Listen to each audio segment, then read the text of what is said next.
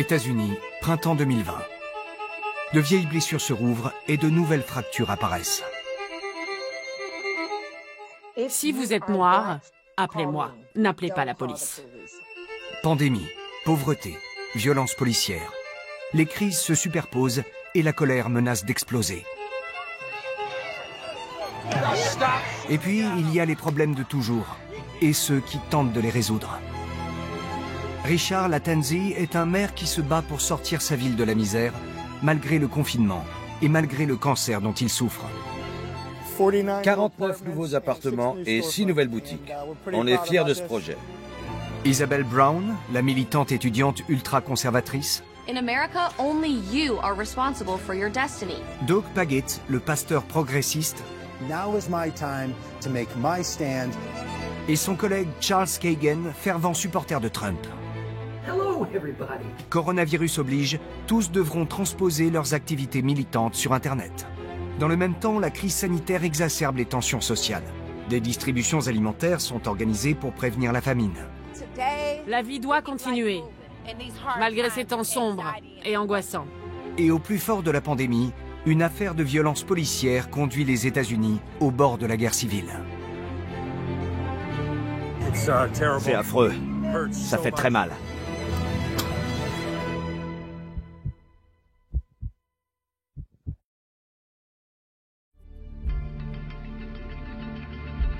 Fin mars, le coronavirus est arrivé aux États-Unis. À New York, les conséquences sont particulièrement visibles. La ville qui ne dort jamais est soumise à un confinement total. Dans le reste du pays, le nombre d'infections est encore quasi nul. Mais dans les hôpitaux new-yorkais, l'hécatombe a commencé. On recense jusqu'à 1000 décès par jour.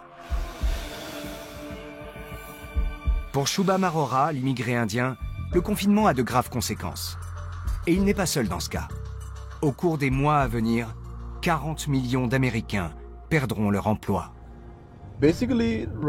Comme vous le voyez, les rues sont quasiment vides. Tout le monde a peur de ce qui est en train de se passer. Ce n'est pas comme ça d'habitude. Je n'ai jamais vu la ville aussi vide, même un jour férié. Et on est sur la 6e avenue, la rue la plus fréquentée de New York. Shubham Arora travaille pour un service de transport public pour personnes malades ou à faible revenu. Mais il n'a pratiquement plus de clients, car les gens évitent de sortir. Shubham rentre de ce qui pourrait bien être sa dernière course avant longtemps. J'ai parlé avec un des répartiteurs, et il m'a dit qu'il n'y avait pas du tout de travail. Si je ne gagne pas d'argent pendant un mois, je devrais m'en sortir.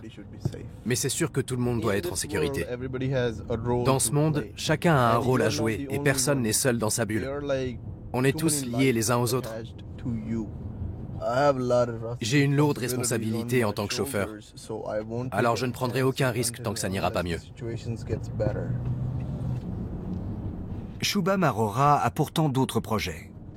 Il veut ouvrir une station-service, et pour y parvenir, il voulait travailler tous les jours pour gagner rapidement le plus d'argent possible. J'avais prévu de créer mon entreprise vers la fin de l'année prochaine, mais je me dis que ça ne se fera pas avant début 2022. Je dois reporter mon projet de 3 ou 4 mois, parce que je dois payer les impôts, les courses, le loyer et tout le reste. Le rêve d'une vie meilleure attendra. Shubham va rester chez lui jusqu'à ce que le virus disparaisse. À ce moment-là, il est encore persuadé que ce ne sera l'affaire que de quelques semaines. Clairton, la ville de la prière. Et des prières, cette bourgade proche de Pittsburgh en a bien besoin. La rue principale est déserte. Mais ici, c'est habituel. Le coronavirus n'y est pour rien. La pandémie n'arrivera en Pennsylvanie que dans quelques jours. Cette aciérie est le plus grand fournisseur d'emplois de la région. Mais autrefois, elle comptait 7000 salariés. Ils ne sont aujourd'hui plus que 1000. Le maire tente de donner un souffle nouveau à sa ville. Richard Lattanzi est maire à temps partiel. Il ne tient sa permanence qu'1 jour par semaine. Le reste du temps, il travaille à l'aciérie. Je m'appelle Richard Lattanzi et je suis le maire de Clairton. Il y a 16 ans, je suis allé au conseil municipal me plaindre du manque d'activités proposées aux enfants. Quelques jours plus tard, un homme du conseil m'a appelé pour me proposer de les rejoindre. J'ai répondu que je n'y connaissais rien en politique. Il m'a dit « C'est parfait, on ne veut plus de politicard ». Voilà mon histoire. Une histoire marquée par les combats. Son combat personnel et celui pour sa ville. Autrefois, Clairton comptait 25 000 habitants. Il en reste à peine 7 000. Un tiers d'entre eux vivent dans la pauvreté. Tout ce qui faisait l'attrait de la ville a disparu depuis longtemps. Voici l'église catholique de mon enfance. Elle est fermée depuis 7 ans, mais c'était une belle église, la Saint-Paulin. Une belle bâtisse. Là, c'était mon école primaire, catholique aussi. Elle est fermée depuis 30 ans. C'est un entrepôt maintenant.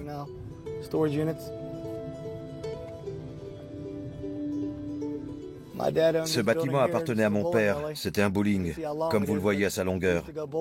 On avait cours de sport au bowling. Mon père nous laissait l'accès. Là, c'est une école publique fermée depuis 50 ans.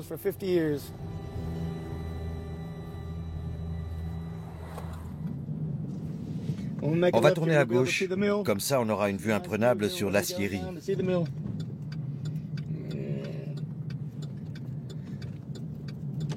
L'aciérie est la fierté des habitants de Clairton.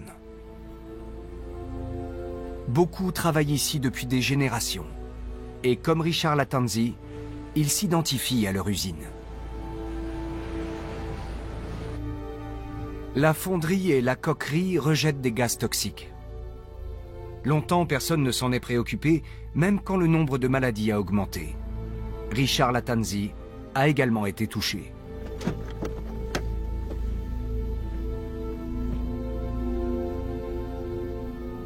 Il y a 2 ans, le médecin m'a annoncé que j'avais 2 cancers. Comment ça, 2 cancers? Oui, un cancer de la tête et du cou et un cancer du côlon. Le premier n'est pas lié à la pollution, mais il y a de grandes chances que celui du côlon le soit. Je suis non-fumeur, alors le médecin a estimé mes chances de survie à 65%. Après l'opération et le début de la chimio, j'étais malade comme un chien. Je me suis dit, j'ai passé 29 ans dans cette usine et j'étais à 1 an de la retraite. La vie est injuste, à quoi ça rime? Mais je me suis remis et maintenant, je vais de l'avant. Je ne regarde pas en arrière. Malgré son cancer et la crise économique, le maire a de grands projets pour sa ville. Et plusieurs chantiers importants sont prévus pour cette année. Mais rien ne se passera comme prévu.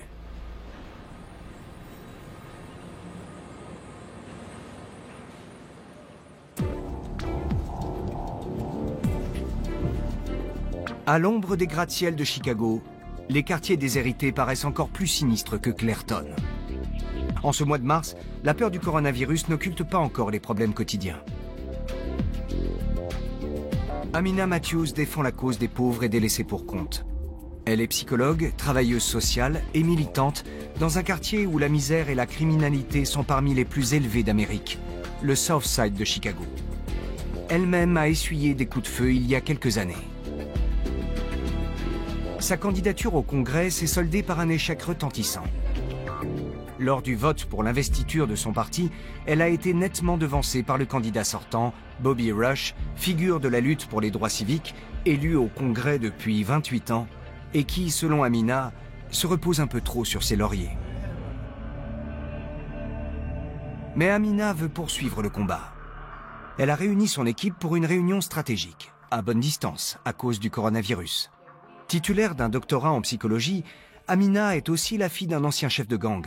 Et elle n'est pas du genre à baisser les bras. Je n'ai pas gagné l'élection. En revanche, j'ai gagné beaucoup d'expérience. J'ai appris à être un meilleur leader et à mieux discerner les priorités. Mon objectif est de remporter le siège du 1er district en 2021. On est prêt. On est sur le terrain. On se déplace. On sait ce qui se passe. Le coronavirus s'ajoute désormais aux problèmes plus anciens, tels que la pauvreté et la violence armée. La pandémie s'installe progressivement à Chicago. Amina craint que les jeunes ne prennent pas le danger au sérieux. Nos jeunes sont récalcitrants parce qu'ils ont tellement été maltraités par la police. Ils ont été tabassés. Ils n'ont pas confiance dans ces mesures parce que ceux en qui ils avaient toujours confiance les ont laissés tomber. La pandémie, le racisme et des comportements policiers souvent arbitraires. À Chicago, en avril 2020, une tempête se prépare. L'année 2020 devait être celle des grands débuts pour cette jeune femme. À 23 ans, Isabelle Brown est déjà presque une pro de la politique. Elle parcourt les universités pour l'organisation étudiante ultra-conservatrice Turning Point USA, un tournant pour l'Amérique. Elle est régulièrement invitée à s'exprimer dans les meetings républicains. Depuis fin février, elle est l'une des 4 porte-paroles de l'organisation. Aux côtés de Charlie Kirk, le fondateur et partisan de la ligne dure du mouvement. Mais elle a dû renoncer à voyager. Le virus l'oblige à mettre momentanément ses ambitions en veilleuse. Vers la fin de la semaine, j'avais prévu de retourner à Washington, D.C., mais j'ai reçu un tas de messages de mes amis qui travaillent au gouvernement qui m'ont fortement déconseillé de m'y rendre. Ils m'ont dit on manque de tout et la situation ne va que s'aggraver. Reste là où tu es. J'ai annulé mon vol retour sans avoir la moindre idée de la suite des événements. Dieu merci, je me suis retrouvée dans une petite ville de l'Ouest, pas trop peuplée et où l'air est pur. Isabelle craint davantage le socialisme que le coronavirus. Et elle le fait savoir haut et fort sur Facebook et Instagram. Elle passera le début de son confinement chez ses parents dans le Colorado, où elle s'adonne à la pêche à la mouche. C'est vrai, je ne m'attendais pas à ça et franchement, ça a été frustrant. J'ai commencé mon nouvel emploi à un très mauvais moment pour notre pays et pour le monde entier. En même temps, c'est une bonne piqûre de rappel. Notre monde peut changer du jour au lendemain. Ce sont les personnes qui s'adaptent à ce changement qui peuvent continuer à se faire entendre et à interagir avec les autres, d'autant plus que nos relations sont de plus en plus numériques.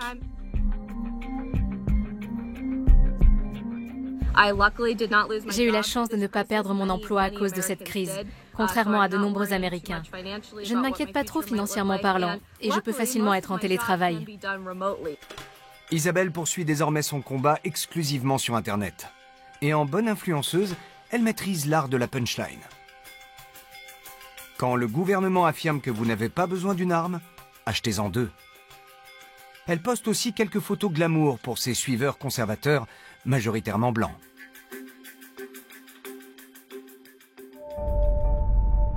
Nous sommes de retour à Clairton. Richard Lattanzi, le maire de la ville, n'est pas encore trop préoccupé par le coronavirus. Sa priorité du moment est d'insuffler un nouvel élan à sa ville, malmenée par la crise économique. Il veut redonner vie à la rue principale, actuellement en déshérence. Voici notre nouveau bâtiment. C'est un projet de 16,5 millions de dollars. Il va s'étendre d'ici jusqu'au prochain carrefour. 49 nouveaux appartements et 6 nouvelles boutiques. C'est le premier projet de cette envergure en 20 ans dans le quartier. Un projet de prestige et un espoir pour Clairton. J'espère que ça va apporter un nouveau souffle à la ville. Ça fait tellement longtemps que nos habitants attendent que quelque chose se passe. Je suis très fier de leur apporter ce projet. L'initiative est courageuse. À Clairton, le pouvoir d'achat est si faible qu'aucune chaîne de supermarchés n'a souhaité y ouvrir un magasin. Ce commerce alimentaire a été créé par une initiative citoyenne. All right, thank you. Thank you. Very good. My store hours. Your store hours right there. Thanks. All right. Have a good weekend. Hey, you too. Mais cette coopérative est une goutte d'eau dans l'océan. Malgré les efforts de Richard Lattanzi, Clairton reste économiquement à la traîne. Les habitants sont désabusés et en 2016, leur frustration a coûté de nombreuses voix aux démocrates.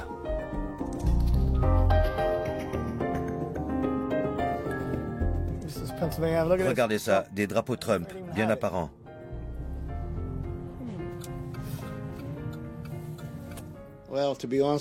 Je suis président du comité démocrate et j'ai vu le nombre de républicains monter en flèche depuis l'entrée en scène de Trump.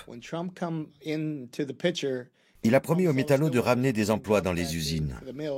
Et il a réussi. Est-ce que c'est un coup de chance ou une histoire de taxe? En tout cas, les métallos pensent que Trump est la meilleure chose qui leur soit arrivée. Est-ce que je les comprends? Oui et non. On n'est pas toujours d'accord, eux et moi. Ils sont nombreux à bien gagner leur vie. Ils veulent une maison, ils partent en vacances, ils vont à la pêche et à la chasse, ils ont une cabane dans les bois. Ils sont un peu trop gâtés à mon sens. Trump correspond à leur personnalité. Il a plein de jouets et c'est ce qu'ils veulent, eux aussi. Mais il manque de compassion. Mais au fond, Richard Lattanzi n'a que faire de la politique politicienne. Trump ou pas Trump, Washington est loin. Et monsieur le maire est plutôt du genre à retrousser ses manches et à mettre la main à la pâte. Ce site doit accueillir prochainement un lotissement de maisons individuelles à prix abordable. L'une des nombreuses idées de Richard. J'ai une vision pour cet endroit qui pourrait nous rendre fiers. J'espère que ce rêve deviendra réalité. Voici le concept. Et il est parfait pour Clairton. Ces maisons seront vendues 60 000 $ et attireront peut-être de nouveaux habitants. Elles seront disposées en fer à cheval avec au milieu un foyer municipal pour créer un petit quartier sympa. Les futurs habitants de ce nouveau quartier devront en revanche ne pas être trop sensibles au bruit. Ça vient du stand de tir. Oui, on les entend bien. On entend le claquement des armes. Parfois, on reçoit des appels téléphoniques de nos concitoyens qui ont entendu des coups de feu. Ce n'est pas une chose rare à Clairton. Alors bien sûr, on a notre lot de violence. Mais la plupart du temps, le bruit provient du stand de tir. Le stand de tir est l'une des rares activités de loisirs proposées à Clairton. C'est un passe-temps. Certains construisent des maquettes. Moi, j'aime venir me détendre ici. En principe, je suis seul, comme aujourd'hui. Je me détends en tirant.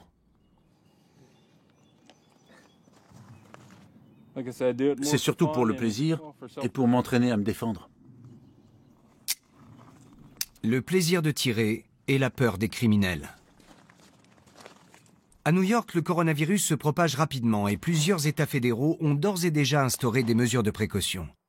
Mais ici, le virus n'est pas encore perçu comme une menace sérieuse. Je trouve que tout ça est un peu excessif.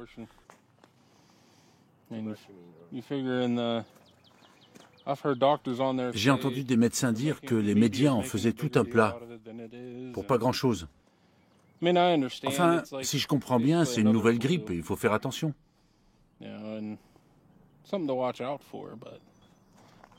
Mais les gens qui dévalisent les rayons, ça me dépasse. Mais finalement, je suis qui, moi, pour parler de ça? Je suis un type ordinaire qui a des plaisirs simples dans la vie.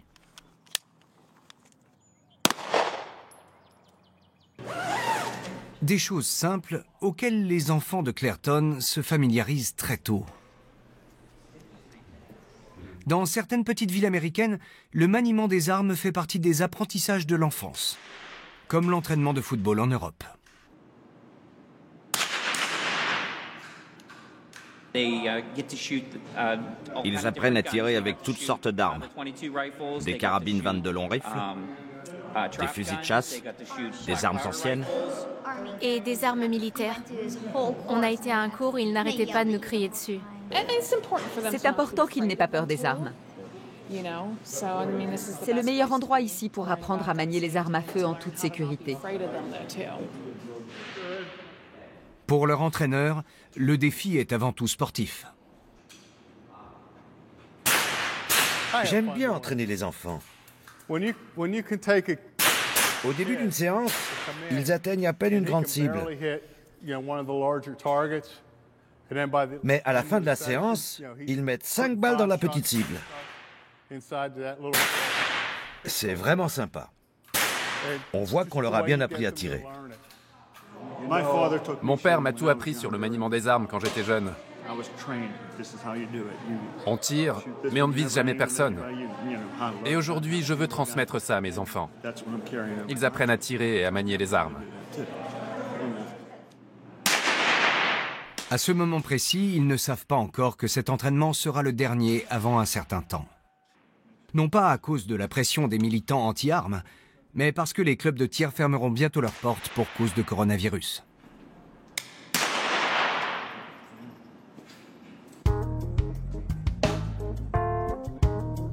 Doug Pagitt est un religieux en mission politique. Avec son équipe, il milite contre la réélection de Donald Trump. La particularité, c'est que Doug est pasteur évangélique et que l'immense majorité de ses collègues sont des supporters inconditionnels de Trump. Doug et ses compagnons parcourent les États-Unis en bus pour convaincre leurs frères et sœurs de foi de ne plus apporter leur soutien à Trump. Mais à la mi-mars, la propagation du coronavirus va soudainement déjouer leurs plans et les contraindre à mettre fin à leur tournée. Doug rentre chez lui à Minneapolis. Il embarque dans le plus grand aéroport du monde, qui est désert. Il n'y a pas un chat ici.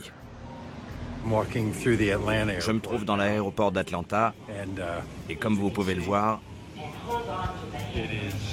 il est totalement vide. Doug nous parle de ses incertitudes aux premiers jours de la pandémie. L'entretien a lieu par appel vidéo, car notre équipe de tournage n'est plus autorisée à se déplacer. Si on est parti en tournée pour tenter d'empêcher la réélection de Donald Trump, c'est à cause de sa cruauté, mais aussi de son incompétence. On s'en est vite rendu compte quand il s'est mis à dire que le virus allait disparaître rapidement, qu'il n'y avait pas lieu de s'inquiéter. On ne savait pas trop s'il fallait interrompre notre tournée ou non. On a voulu en savoir plus. On a demandé au gouverneur de Floride si on prenait la crise au sérieux dans son État. Finalement, on a décidé de suspendre notre tournée. Notre bus est resté en Floride et tout le monde est rentré à la maison.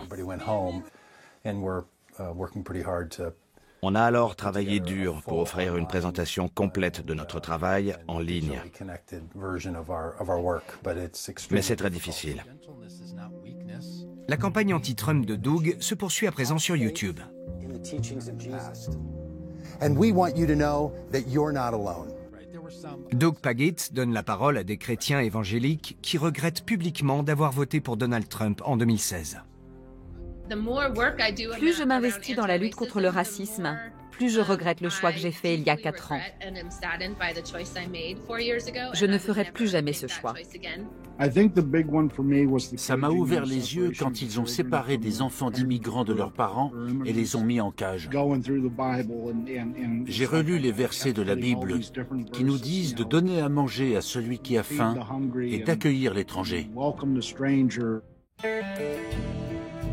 Harrisonville, dans le Missouri. La population locale est presque exclusivement blanche et conservatrice et majoritairement chrétienne évangélique. Un électorat sur lequel Trump peut compter.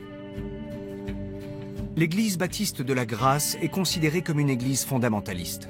Pour ses fidèles, elle est un foyer religieux et politique. Le pasteur Charles Kagan prêche avec conviction pour la réélection de Trump. Mais au temps du coronavirus, son église a, elle aussi, dû fermer ses portes.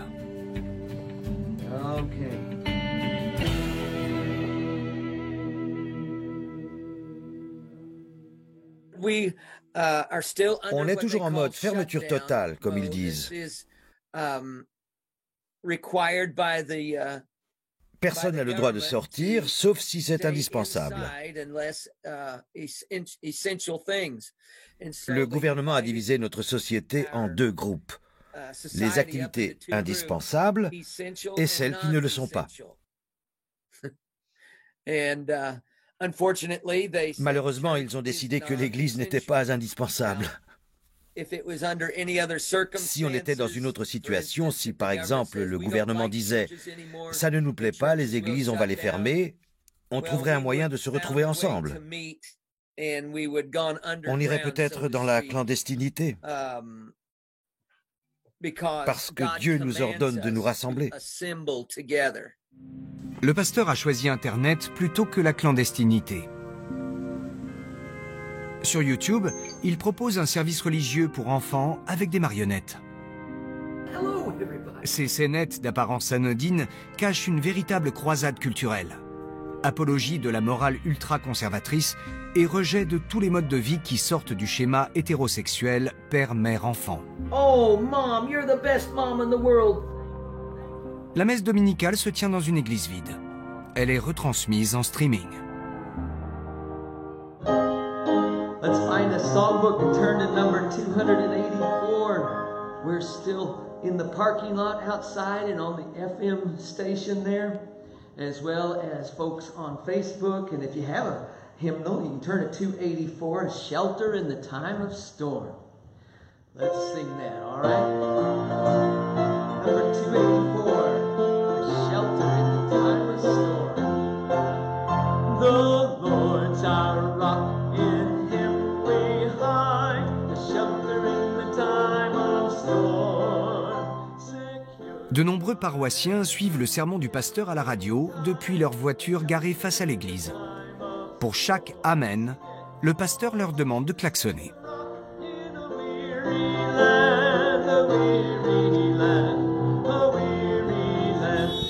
Things are different now.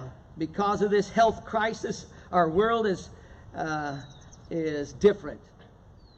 And let me just say this about fear. Fear is one of Satan's favorite tricks. Satan uses it as a weapon to get us to disobey God. You don't need an army to conquer a nation. All you need is fear.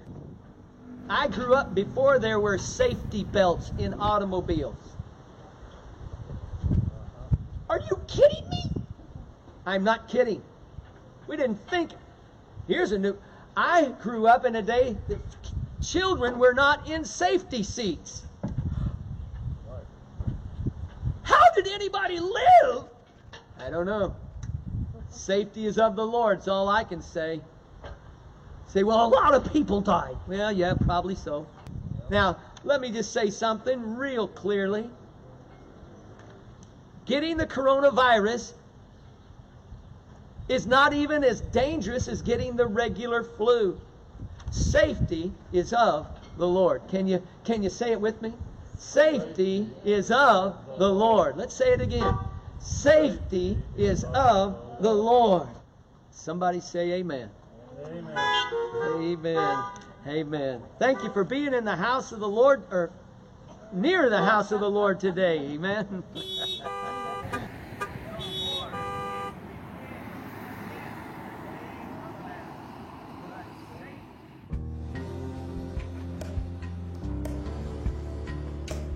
Au début avril, le coronavirus est arrivé à Clairton.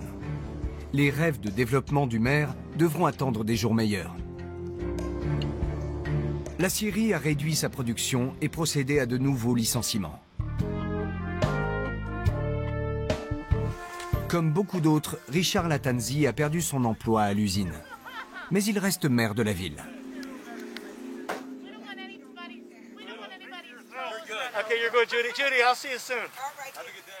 Je pense que 75 à 80% des employés de l'usine vont être licenciés. Je connais des personnes inscrites au chômage qui n'ont toujours pas touché leurs allocations. Le système est débordé. J'ai parlé à mon député qui a relayé l'info au gouverneur. Certains de nos concitoyens sont en train de mourir de faim. Les gens ne vont pas tarder à se livrer à des pillages. Leur survie est en jeu.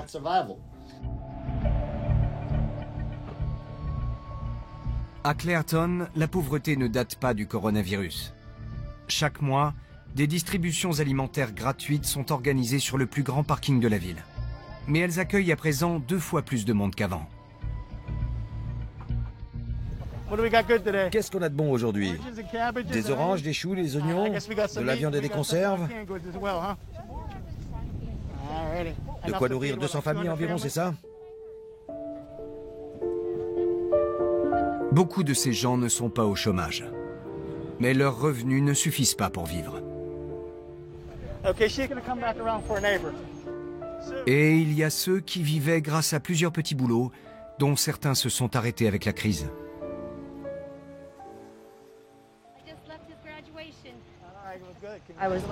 Je travaillais dans un hôtel du coin et je suis aussi vendeuse.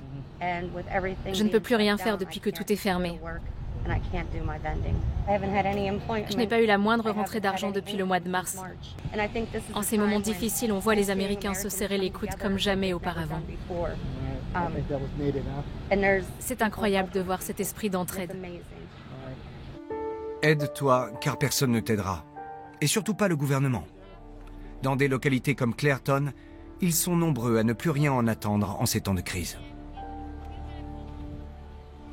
Richard Lattanzi, le maire démocrate de la ville, ne se fait aucune illusion sur Donald Trump. La seule chose que Trump fait pour ces personnes, c'est de les menacer constamment de supprimer toute forme de protection sociale.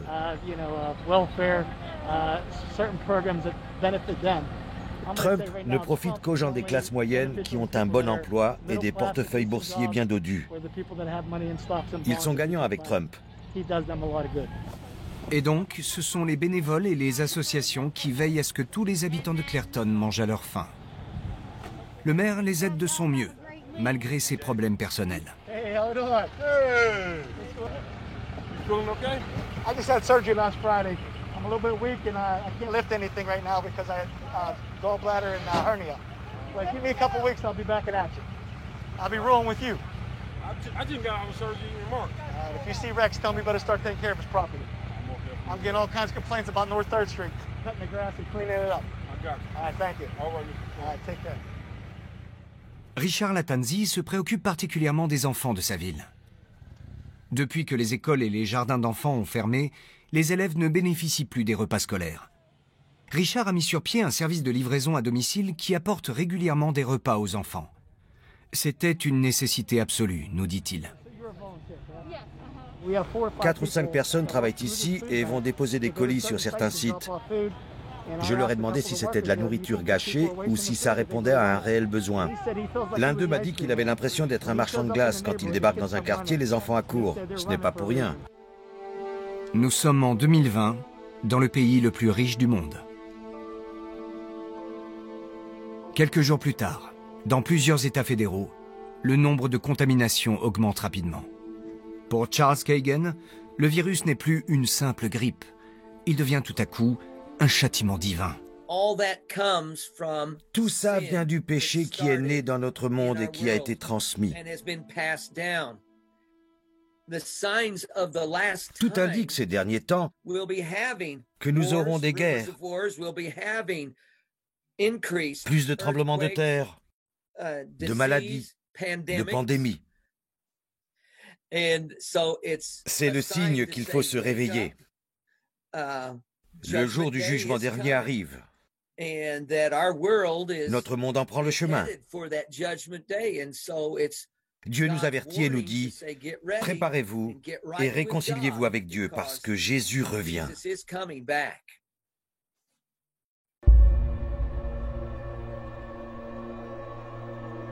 Quelques semaines plus tard, le 25 mai, en pleine crise sanitaire, un fait divers survenu à Minneapolis va ébranler l'Amérique. George Floyd, un citoyen noir américain, trouve la mort lors d'une interpellation violente par des policiers blancs. Des manifestations spontanées éclatent et s'étendent rapidement à tout le pays. Doug Pagitt, le pasteur progressiste, vit à Minneapolis. Dès le premier jour, il se mêle au cortège des manifestants. Avec son téléphone portable, il filme ce qui se passe devant chez lui. Et malgré son expérience, il sera effaré par ce qu'il va vivre dans les prochains jours.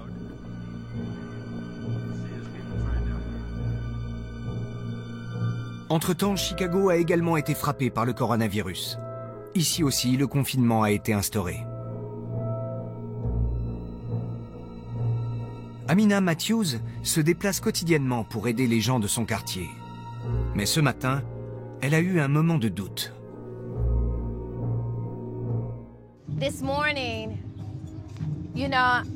Ce matin, j'étais un peu abattue par ce qui s'est passé dans le Minnesota. et dans tout le pays. Toute cette haine, ce racisme et cette intolérance. La communauté noire est très angoissée par ces événements. Je me suis demandé si j'avais envie d'aller à la banque alimentaire aujourd'hui. Les gens sont de plus en plus désespérés. Et puis je me suis ressaisie. Je vais y aller et y porter un peu d'espoir. La distribution alimentaire se fait en musique. Tout provient de dons privés. Auparavant, les distributions de ce genre avaient lieu de temps en temps. Depuis le virus, Amina et l'équipe de bénévoles viennent ici chaque semaine. Même la police vient leur prêter main forte. Et comme à Clairton, il y a 2 fois plus de monde qu'avant. On est dans un des quartiers les plus violents de Chicago. On est toujours en pleine pandémie, mais ici la violence est une épidémie qui dure depuis longtemps. Aujourd'hui, on distribue de la nourriture et des masques. On veille à ce que les gens soient en sécurité et qu'ils aient un peu à manger. La vie doit continuer, malgré ces temps sombres et angoissants.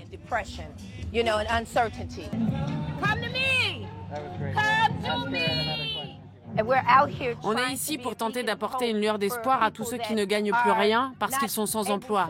Ils n'ont même plus de quoi s'acheter les produits de première nécessité comme du riz ou des flocons d'avoine. On nous fait des dons de viande, de poulet, toutes sortes de nourriture. On est très reconnaissant envers les donateurs et aussi envers les volontaires qui travaillent ici. C'est vraiment formidable.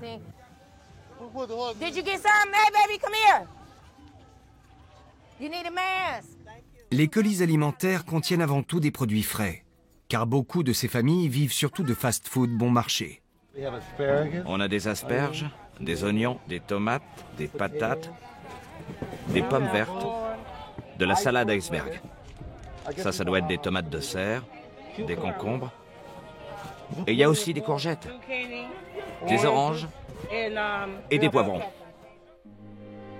Comme leurs compatriotes blancs de Clairton, les gens d'ici ont perdu tout espoir que le gouvernement fédéral leur vienne en aide. Quant à Donald Trump, Amina ne veut même plus prononcer son nom.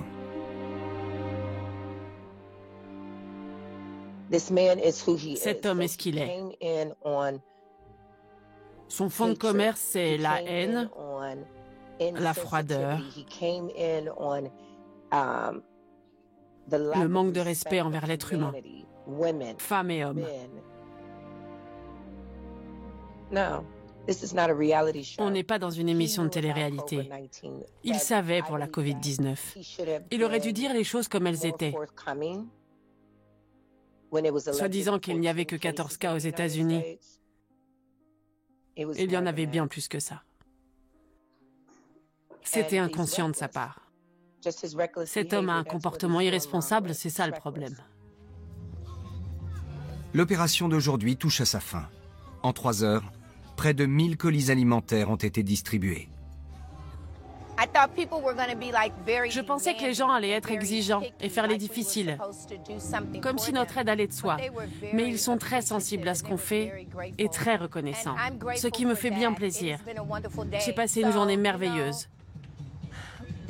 D'une certaine manière, cette pandémie est une bénédiction douloureuse. À Minneapolis, la situation s'envenime. Entre les manifestants et les policiers, la tension ne cesse de monter. Je me trouve sur le site des manifestations en mémoire de George Floyd. Doug Pagitt, le pasteur évangélique, a dû interrompre sa tournée en bus anti-Trump à cause du coronavirus. Il espère que la situation ne dégénérera pas et que la manifestation restera pacifique. J'enlève mon masque et je m'éloigne un peu des autres. C'est dramatique d'entendre une nouvelle fois qu'un homme noir a été arrêté, mis à terre, brutalisé et tué par la police. Les manifestants ont écrit sur leurs pancartes « Je ne peux pas respirer »,« George Floyd » ou encore « Violence policière ». Les organisateurs de la manif tentent d'anticiper pour éviter que la situation ne devienne incontrôlable. What I'm saying to you is trust the people who are on this mic. Trust the people who are here who have organized. There will be distractions as we do our 2 demonstrations. Typically, we are not covered. But since the pandemic is taking place, we're all wearing masks. But know this, white supremacists move very differently than community protesters. So be vigilant. Keep your eyes open, right?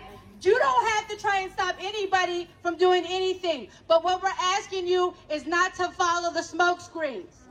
If you see a distraction, keep following the people that are here leading the way.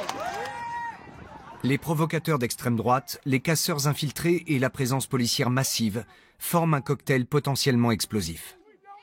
Pour Doug, la situation menace de basculer dans le chaos d'un moment à l'autre. Il tente de jouer le rôle de médiateur entre les deux fronts. Je vais faire mon possible pour protéger les manifestants contre les policiers. La situation va certainement dégénérer ce soir.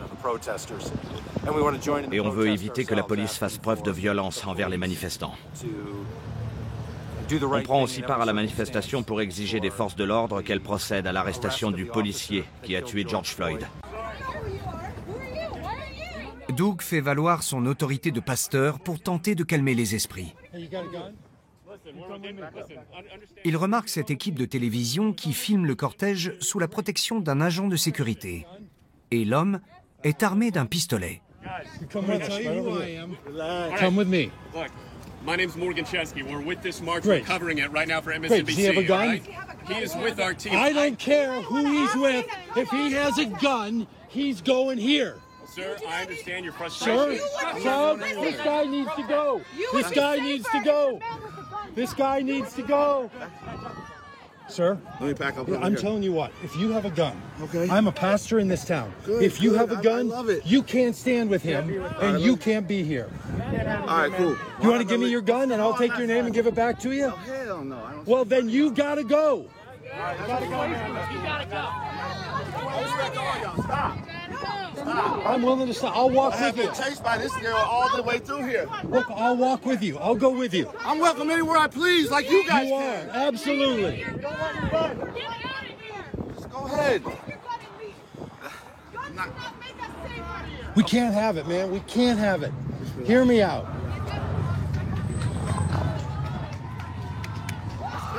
L'agent de sécurité armé a été refoulé.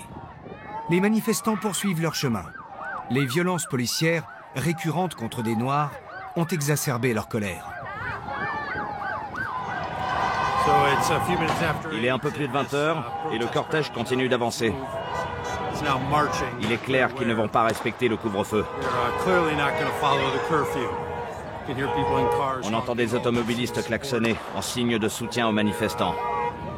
Je continue de marcher.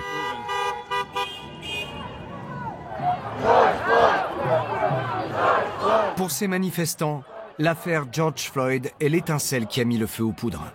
On est arrivé dans le centre-ville de Minneapolis et la tension est montée d'un cran.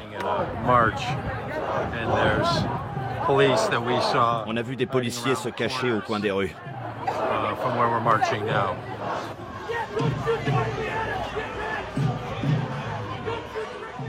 Un peu plus loin, le cortège se retrouve face à une unité de policiers en tenue de maintien de l'ordre et armés de matraques.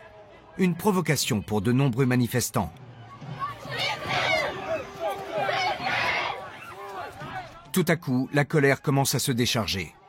Quelques manifestants isolés menacent de s'en prendre aux policiers.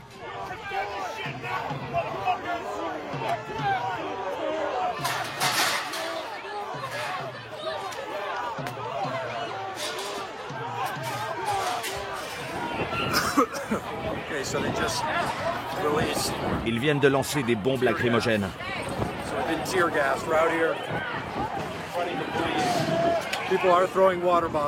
Les gens jettent des bouteilles d'eau et essaient de rester derrière ces barrières.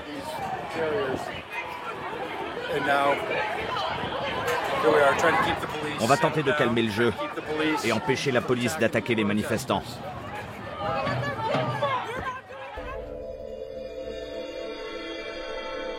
Pendant que les émeutes se multiplient, Isabel Brown, l'étudiante conservatrice, a provisoirement mis ses activités de militante entre parenthèses.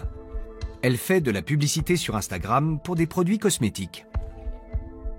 Oh my gosh, the branding for Make Up America is literally perfect. I absolutely love it. It's so patriotic, so girly, so fun, and really reinforces that it's a company made right here in the United States.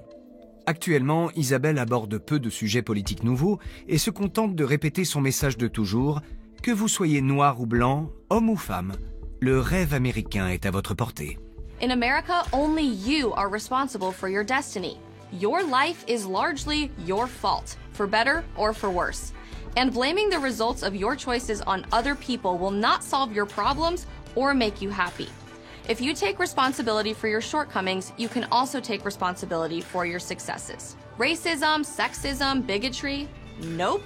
Your identity is not holding you back. In America, you are only limited by your imagination and drive to succeed, not by the color of your skin, your gender, or who you date. Systemic oppression is not limiting anyone's successes. Ses deux sœurs, ses parents et son petit ami militent eux aussi pour la cause des Républicains. Elle s'apprête à fêter avec eux son diplôme de fin d'études, un double master en sciences politiques et médecine. Isabelle est opposée à toute forme d'interventionnisme de la part de l'État. Pour elle, le confinement de la population dans certaines régions du pays est excessif. On va certainement me reprocher de dire ça, mais le président a raison quand il dit que le remède au problème ne peut pas être pire que le virus lui-même. On ne peut pas continuer à enfermer les gens chez eux pendant des mois, ni fermer des entreprises et empêcher les gens de gagner leur vie. Ce n'est tout bonnement pas viable pour notre pays et pour l'avenir de notre pays. On a fait un choix en 1776. Une liberté dangereuse est plus importante qu'une sécurité tranquille, en particulier dans les situations de pandémie et de crise sanitaire. Le coronavirus et les émeutes n'ont pas changé ses convictions d'un iota. Cette fidélité lui vaudra une lettre de félicitations signée par Donald Trump pour son 23e anniversaire.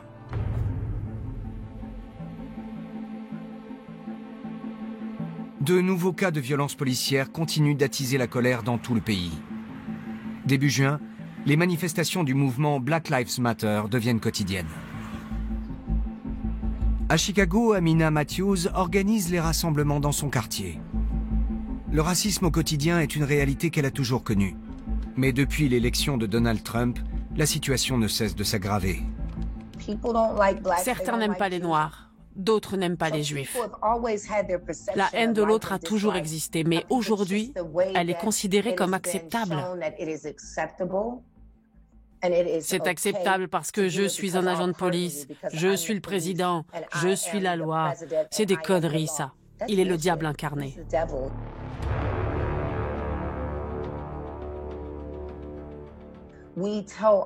On a toujours dit à nos enfants, si vous vous perdez, si vous ne vous sentez pas bien, allez voir les agents de police.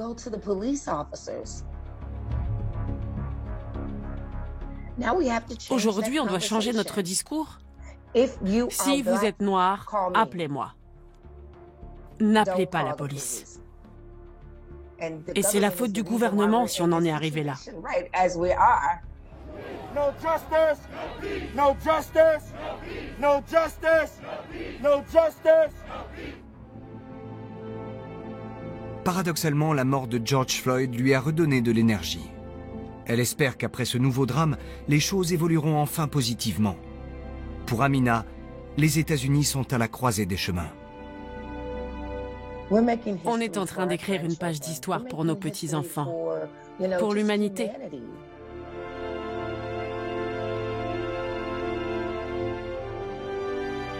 Les frustrations sont palpables et c'est compréhensible.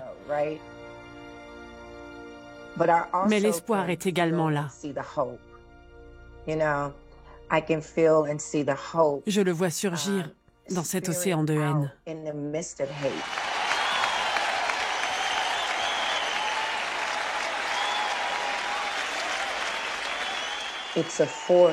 C'est une force qui avance non seulement aux États-Unis, mais dans le monde entier.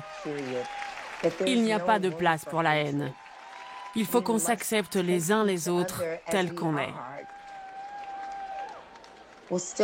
On est encore en train de prendre notre élan.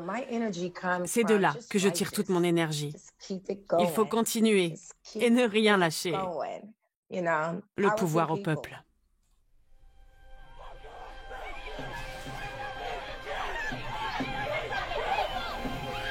À Minneapolis et dans d'autres villes, la situation menace de devenir incontrôlable.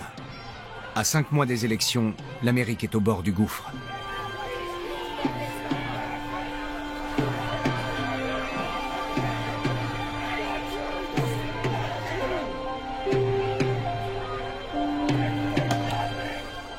Doug Pagitt s'est délibérément positionné entre la police et les manifestants, malgré les gaz lacrymogènes. Stop shooting! Stop shooting at him! Stop shooting at him! Shoot at him! Oh my, look at this!